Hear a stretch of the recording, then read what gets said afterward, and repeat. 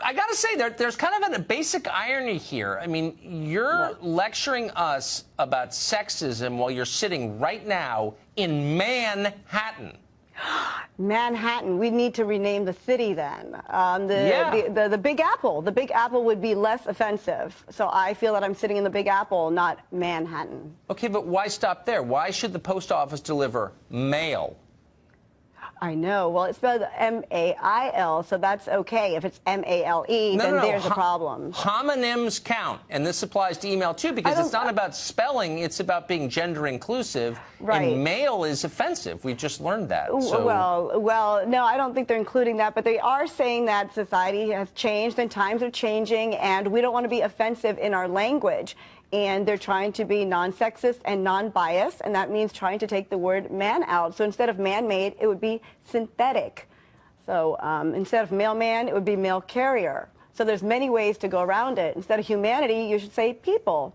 But mail carrier still has mail in it. So you haven't, it's kind of a fake. Oh, but that's a Dodge. Oh, package carrier. Well, we can come up with so many other terms that are less offensive. Yeah. You might still offend dyslexics. You can change a vowel, but it sounds the same. It has that dreaded word that sends people shrieking for their safe spaces, mail. Well, they're saying man. Man is the word that they're trying to avoid. They're saying that the word man is associated with adult men as opposed to just humanity or humans.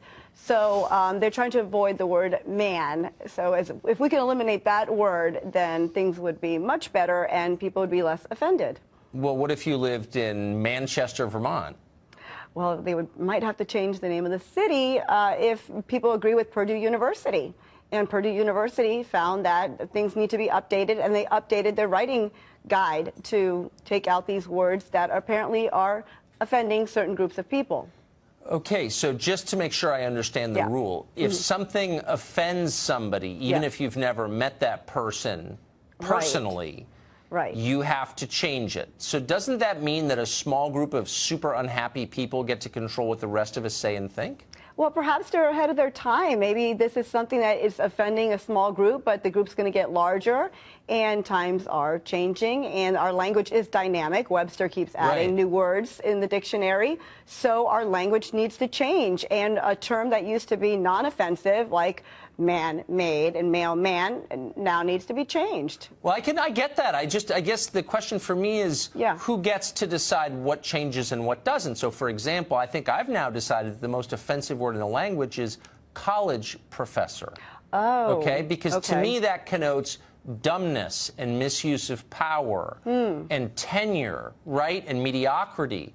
So maybe I'd like to say no one can use that word ever again in my presence because it offends me. Would that fly? Could I do that? Could I pull that off? Well, if you have a writing guide, perhaps, and you put that out there and people agree with you, then yeah, maybe that would fly.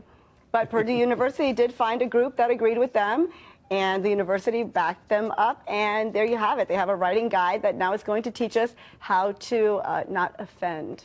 But do you think they have the guts? I mean, it's one thing to bully the little rich kids who go to your school, because, like, what do they know? But do you think they have the guts? This is the heart of America. Yeah, no, of course. But if you're paying, like, 60 grand or whatever it is for, like, the fake diploma you get, you know, and you're not working, obviously you have privilege by definition, no matter who's paying for it.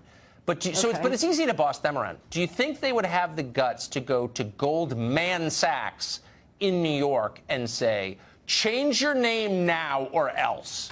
They probably wouldn't shop there. They probably wouldn't shop there because what if they were shopping at Goldman Sachs? They might come up short because it's a bank. Because the name man is adult male, and yeah, we need to change it. Like woman, I mean, it has the word man in there, so just call us a person.